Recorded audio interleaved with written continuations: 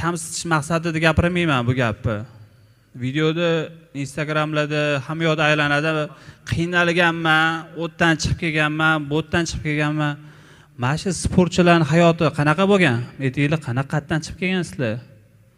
Yo'l kirasiga, ovqat yeyiga pul bo'lmagan. Zalga kelganda rostdan perchatkasi bo'lmagan. Zalga kelganda kiyishga kiyimi bo'lmagan. Yashashga, kvartiraga, Toshkentda yashash bilasizlar qimmat. Yo bo'lmasa boshqa zalga borib zbor qilish qimmat. Bular qiynalmaganmi? Hamma biladi telefonni olib syomka qilib, bo'sh qilib o'zini odamlarning emosiyasini jalb qilishida.